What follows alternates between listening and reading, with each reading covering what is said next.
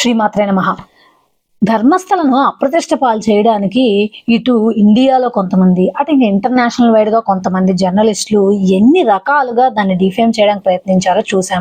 అలాగే ఇంకా కొంతమంది యూట్యూబర్లు అయితే లేనివి పోనివి దానికి జోడించి ఎంతలా దిగజార్చాలని ఎంతలా కుట్రలు పన్నారో మనం చూసాం. దీని గురించి మాట్లాడేసిన లెఫ్టిస్టులు కూడా ఇప్పుడు నోరు మూసుకుని అన్ని బయటపడగానే మాట్లాడకుండా సైలెంట్ అయిపోయి ఇప్పుడు కొత్తగా ఇంకొక దాని మీద పడ్డారు. అయితే ఇప్పుడు ఇంకొక కొత్త న్యూస్ వచ్చింది.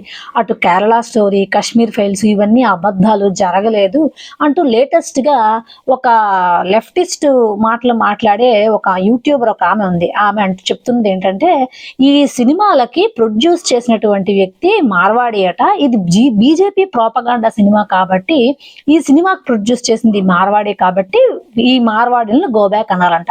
అంటే ఇన్నాళ్ళు ఈ లెఫ్టిస్టులకి మోకాల్లో బుర్ర ఉందేమో అని అనిపించేది. ఇప్పుడు మోకాల్లో కాదు సరికదా, అరికాల్లో కూడా బుర్ర సరిగ్గా ఉందో లేదో అనే అనుమానం వస్తుంది. అది బలపడుతుంది కూడా రోజు రోజు వారి వాదంతో.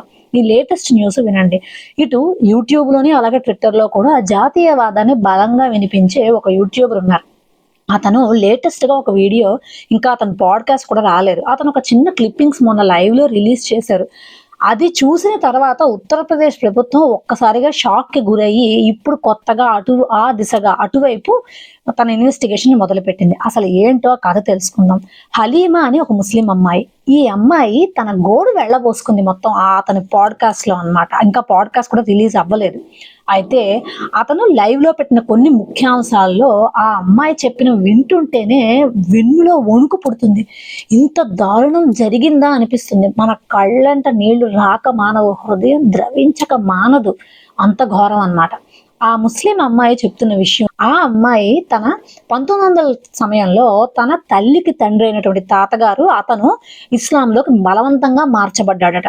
ఆ తర్వాత అతను కొంచెం డబ్బున్నవాడని అతన్ని ఆమె మామయ్యను అంటే ఆ తాతను అతని కొడుకుని కూడా చంపేశారు. ఈ అమ్మాయికి పిన్ని, ఆమె కనిపించకుండా పోయారు. ఏమయ్యారో తెలియదు. ఈ అమ్మాయి తల్లి రాంపురియా అనే ఏరియాలో ఒక మదర్సాలో 14 ఏళ్లుగా ఆ తల్లి అంటే ఈ అమ్మాయి తల్లి నిత్య నరకం అనుభవిస్తోంది. ఆవిడపై ప్రతి రోజు అకృత్యాలు, అత్యాచారాలు చేస్తూనే ఉన్నారట. ఇక ఈమె యొక్క అంటే ఈ అమ్మాయి యొక్క 2 చెల్లెళ్ళు ఉన్నారు, చిన్నపిల్లలు. ఒక చెల్లెని తల నరికేసి చంపేశారు. ఇంకొక చెల్లెలు 4 ఏళ్ల పిల్ల మీద ఎన్నిసార్లు అత్యాచారం చేసి ఆ అమ్మాయిని ఛిద్రం చేశారో ఆ అమ్మాయి చెప్తుంటే కన్నీళ్ళు వస్తూనే ఉంటాయి. ఆ అమ్మాయి అన్నదమ్ముడు ఒకరిని ఆ అబ్బాయిని తల నరికేసి చంపేసి ఆ ఒళ్ళంతా కత్తిగాట్లు ఉన్నాయట ఆ అబ్బాయికి. ఈమె ఎలాగోలాగా తల్లిని విడిపించిన తర్వాత ఈ అమ్మాయి తన చెల్లెల్ని వెతుక్కుంటూ, ఇంకొక చెల్లెలు ఏమైపోయిందో తెలియదు, ఆమెను వెతుక్కుంటూ వెళ్ళబోయేసరికి ఈమెను కూడా ఆ ఏరియాలోకి వెళ్ళిన తర్వాత కిడ్నాప్ చేసి ఈ రాంపురియా అనే మదర్సాలో చాలా గదులే ఉంటాయట. ఇంకా ఆ అమ్మాయి నిత్య నరకం చూసిందట అక్కడ. ఆ అమ్మాయిని కొన్ని నెలలుగా ఒక్కరు కాదు ఎంతో మంది అత్యాచారం చేస్తూనే ఉన్నారట ఆ అమ్మాయిని. ఇక ఆ అమ్మాయి వర్ణిస్తూ ఉంటే భయంకరం అన్నమాట. ఆ అమ్మాయి యొక్క మర్మాంగాలను కత్తిపోట్లు, గన్నులు దూర్చి ఇక ఆ అమ్మాయిని చిత్రవధ చేశారు. అంతేకాదు ఆ అమ్మాయి చెప్తుంది, ఆ మదర్సాలో పెద్ద పెద్ద పెట్టెల్లోని పైన ఖురాన్ పెట్టి ఉంటుంది, మధ్యలోని కండోమ్స్ పెట్టేసి ఉంటాయి, ఆ అడుగున వాళ్ళు గన్నులు పెట్టి ఉంచుతారు అంది. ఆ మదర్సాలో ఉన్న కొంతమంది మౌలానాల మీద ఆ అమ్మాయి వాళ్ళ పేర్లు కూడా చెప్పింది. వాడి పేరు చింటూ ఇమ్తియాజ్ హసన్ అట. వాడు ఫారెన్ కి అమ్మాయిల్ని సప్లై చేస్తాడట.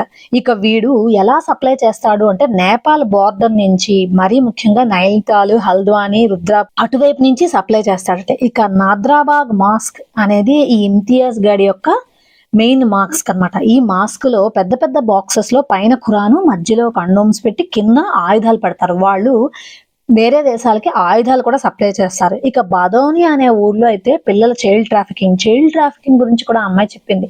బస్ స్టాండ్స్ లో, మార్కెట్స్ లో, మాల్స్ లో పిల్లల్ని సాధారణంగా పెద్ద మాల్స్ లో చేసి వదిలేస్తారు కదా, అలాంటి చోట్ల ఆ పిల్లల్ని మెల్లిగా అక్కడి నుంచి వాళ్ళని తప్పించేసి వాళ్ళని ఎత్తుకుని వెళ్ళిపోయిన తర్వాత అమ్మాయిలనైనా ఇటు చిన్న ఆడపిల్లలు ఎవరైనా ఉంటే లేదా పెద్ద అమ్మాయిలు ఉంటే వాళ్ళు అరుస్తారు కాబట్టి వాళ్ళకి మైండ్ నమ్మింగ్ మెడిసిన్ అంటే బుర్ర పనిచేయదు. ఇంకా ఆ మత్తు మందు వాళ్ళు ఇచ్చిన తర్వాత ఏమవుతుందో కూడా తెలియదు వాళ్ళకి, కానీ చచ్చిపోరు. ఆ మెడిసిన్ ఇచ్చి వాళ్ళపై అకృత్యాలు ఈ అత్యాచారం చేస్తూనే ఉంటారట. ఇక ఎవడైతే ఈ ఇమ్తియాజ్ హుసేన్ అన్నవాడు ఉన్నాడో వీడికి ఒక చెల్లెలో ఎవరో ఉన్నారట. వాళ్ళు ఈ ఆ ఏరియాలో మేకప్ షాప్స్ లాగా పెట్టుకుని, అంటే నా ఉద్దేశం బ్యూటీ పార్లర్ లాగా నడుపుతూ ఉంటారట. అక్కడికి కొంతమంది డ్రగ్స్ కోసం వస్తారట. అదొక డ్రగ్ ఎడిక్షన్ ఏరియా. అక్కడికి వచ్చి వాళ్ళు డ్రగ్స్ తీసుకుంటూ ఉండడం ఇలాంటివి చేస్తారట. ఇక కొంతమంది అమ్మాయిలను, బురఖా వేసిన అమ్మాయిలకు డ్రగ్స్ ఇచ్చే డ్రగ్స్ సప్లైకి ఈ బురఖా వేసుకున్న అమ్మాయిల్ని వాడతారట. ఈ బురఖాల అమ్మాయిలు కొంతమంది అయితే హిందువులైనా అవ్వచ్చు, అంటే హిందువులు కన్వర్ట్ చేయబడిన వాళ్ళైనా అవ్వచ్చు, లేదా ఈ ముస్లిం వాళ్ళైనా అవ్వచ్చు. ఇక ఎవరైతే ఆ మేకప్ షాప్స్ పెట్టుకున్న వాళ్ళ పేర్లు కూడా ఆ అమ్మాయి షంసీరం తహీరా బేగం అని చెప్తోంది. వీళ్ళు అంటే ఈ అమ్మాయి మొత్తం ఈ సంఘటన అంతటిని తను చెప్పుకుని ఎవరికైనా ఇది రివీల్ చేయాలి అని చాలా తాపత్రయపడి వెళ్ళినప్పుడు చాలా మంది లాయర్లు కానీ ఎవరైనా ఈ అమ్మాయి కేసుని టేకప్ చేయడానికి కూడా భయపడ్డారు. ఒక జర్నలిస్ట్ దగ్గరికి వెళ్ళి ఆ అమ్మాయి తన గోడు వెళ్ళబోసుకుని నేను చెప్తానని చెప్తే వాడు అవతల వాళ్ళ దగ్గర డబ్బులు తీసుకుని ఈ అమ్మాయి యొక్క కథని అంటే పబ్లిష్ చేయకుండా అసలు ఎక్కడా రానివ్వకుండా చేశాడట. ఇక ఈ అమ్మాయి ఎవరిని కలవాలో తెలియని స్థితిలో కొన్నాళ్ళుగా ఉండిపోతే ఈ అజిత్ భారతి అనే ఈ జాతీయవాది ఇతను విని ఆమెతో పాడ్కాస్ట్ చేశారు. ఈ పాడ్కాస్ట్ రిలీజ్ కాబోతోంది. ఇంకా ప్రస్తుతం రిలీజ్ కాలేదు, అతను ఇంకా రిలీజ్ చేయలేదు. కానీ ఈ చిన్న చిన్న విషయాలు వింటేనే ఎంత భయంకరంగా ఉంది కదా. కేరళ స్టోరీ, కశ్మీర్ ఫైల్స్, ఇప్పుడు బెంగాల్ ఫైల్స్ వస్తున్నాయి. బీజేపీ ప్రోపగండా సినిమాలో మాట్లాడుతున్నటువంటి ద గ్రేట్ తులసి చందు గారు ఇప్పుడు ఇది విని ఏమంటారు? అసలు మాట్లాడేదానికి అర్థం ఉందా?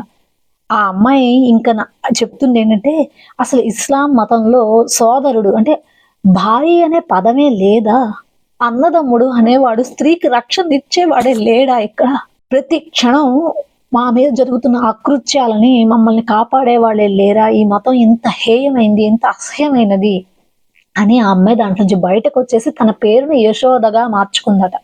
ఈ అమ్మాయిని ఇప్పుడు యశోద అని అందరూ సంబోధించి చెప్తున్నారనమాట. కొత్తగా రిలీజ్ కాబోయే ఈ పాడ్కాస్ట్ ని ఒకవేళ రిలీజ్ అయిన తర్వాత షేర్ చేస్తాను. కానీ దయచేసి ఈ వీడియో చిన్నపిల్లలకు మాత్రం చూపించకండి. ఒక వయసు దాటిన పిల్లలకు మాత్రం ఖచ్చితంగా చూపించి ఇంట్లో తల్లిదండ్రులు దీని మీద అవగాహన కలిగించండి. శ్రీమాత్రే నమః.